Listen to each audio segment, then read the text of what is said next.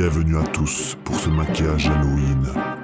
Pour commencer, enfilez votre plus belle tenue. Et allons-y. Nous allons commencer par le teint, donc choisissez un fond de teint beaucoup plus clair que votre carnation de peau pour vous donner un air pâle et malade. Si vous pouvez en même temps le choisir épais, ce serait vraiment bien parce que ça va donner un effet un peu plâtreux et donc ça fera un effet beaucoup moins naturel qu'un fond de teint peu couvrant. Alors appliquez-en sur tout l'ensemble du visage, en n'hésitant pas d'en mettre dans les sourcils, dans la barbe, etc. si vous êtes un garçon, pour que ça fasse un effet encore plus crasseux. Et surtout, si c'est pour un vrai maquillage pour une soirée, et pour que ça reste crédible, mettez-en sur les oreilles et dans le cou. C'est pour ça que je vous conseille de mettre directement votre costume, comme ça vous évitez de le salir en mettant le fond de teint. Ensuite, nous allons prendre une poudre blanche ou une poudre beaucoup plus claire que votre carnation de peau. Et je vous conseille d'utiliser une houppette car ça va prélever énormément de produits et ça va directement mettre beaucoup plus de matière que si vous utilisez un pinceau. Mais c'est également faisable au pinceau, je pense qu'il n'y a pas de souci. Mais vu que j'avais une houppette, je me suis dit autant s'en servir. Et comme vous le voyez, je l'applique à nouveau sur tout l'ensemble du visage pour donner un effet poudré et mat. Ensuite, nous allons couvrir les sourcils et la bouche avec du correcteur. Donc, faites votre plus belle bouche en poule, en cul de poule, pardon, et appliquez donc l'anti-cerne sur les lèvres, ce qui va donner un effet un peu strié. Ça, c'est la première option que je vous propose, parce que par la suite, je vais vous montrer une autre technique pour la bouche. Donc ça, c'est la version plutôt soft, on va dire. Et n'hésitez pas à en mettre également dans les sourcils à rebrousse-poil en les décoiffant pour donner encore cet effet de sali, de pas très propre. Ensuite, on va contourer le visage, donc moi je vais directement le faire au fard noir. Donc pour cela, utilisez un pinceau qui a les poils assez séparés, enfin assez diffus pour diffuser justement donc le fard à paupières noir pour ne pas que ça fasse des barres. Il faut vraiment que ça reste quand même, on va dire entre guillemets, naturel. Parce que si vous utilisez un pinceau biseauté, enfin un pinceau blush normal, ça va prélever énormément de produits et ça va faire des barres noires, donc c'est pas super joli. Donc préférez un pinceau de ce type là pour que ça diffuse vraiment bien la matière et éviter donc les démarcations. Bon, c'est vrai que vu ma maigreur, c'est vrai que j'en ai pas vraiment besoin. Mais bon, je me suis dit pour le maquillage, allons-y, soyons fous, hein. Contourons notre visage. Bon, excusez-moi les petits aléas du direct. Je vais donc reprendre un petit peu de fard noir et je vais en appliquer sur mes tempes. Comme ça va donner un effet encore un petit peu plus creusé au visage. Donc, n'hésitez pas à bien l'estomper pour bien fondre la matière avec votre peau.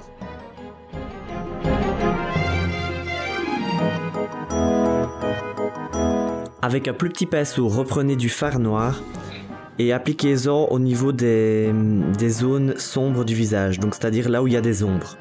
Comme ça va les accentuer et ça va donner un effet beaucoup plus effrayant quand vous ferez des grimaces.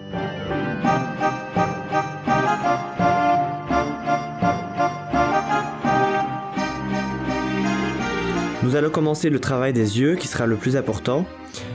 Prenez un fard mat, c'est très important que je le précise parce que si vous utilisez un fard brillant, ça va pas du tout rendre naturel. Donc prenez un fard mat rouge et appliquez-en sur l'ensemble des yeux. Donc c'est-à-dire sur la paupière mobile, immobile et en dessous de façon assez large.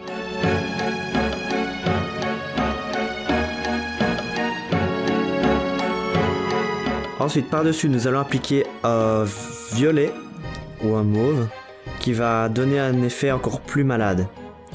Donc remettez-en par-dessus au niveau de la paupière mobile et ensuite vous l'estompez vers l'extérieur pour qu'on voit encore le rouge en dessous.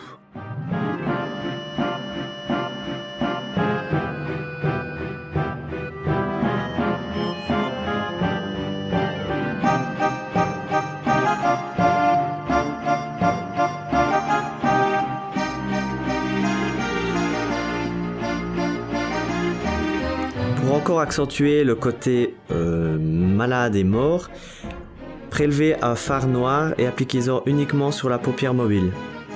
Que vous allez ensuite mettre en gros sur tout l'œil fermé pour que ça se mette encore un petit peu en bas aussi.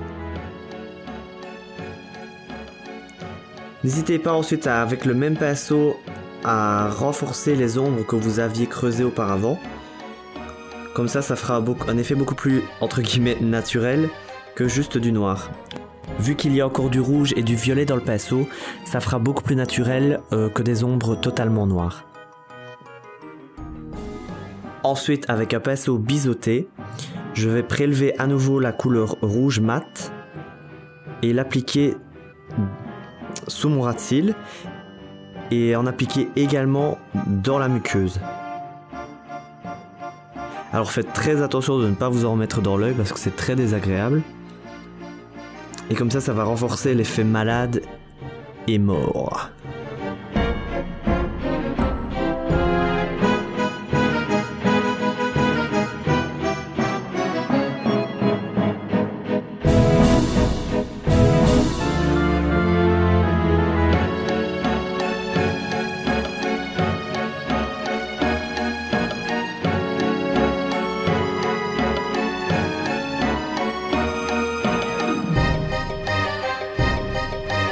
Ensuite, nous allons repasser sur la bouche.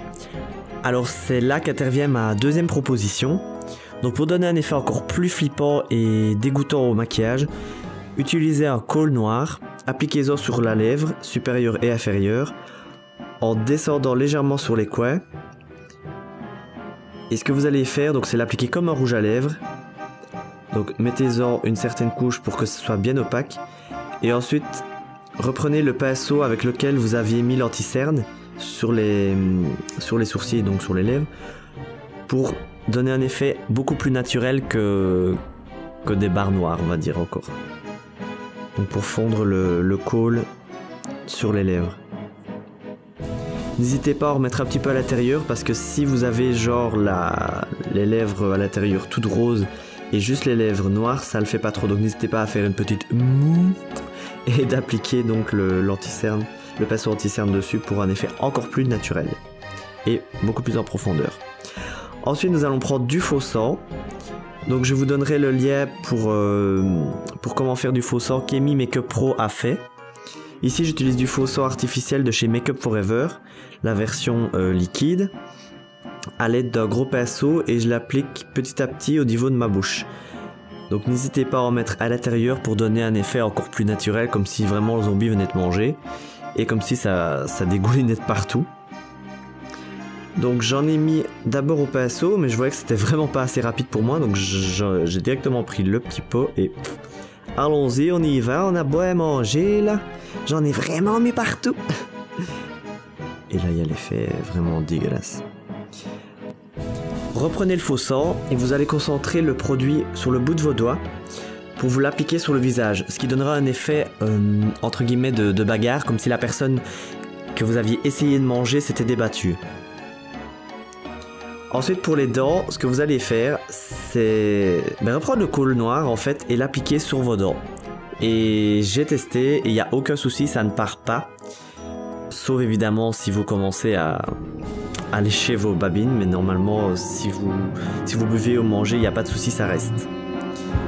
Et ça ne court aucun risque, ça s'enlève facilement avec du dentifrice. Et voilà, le maquillage est terminé.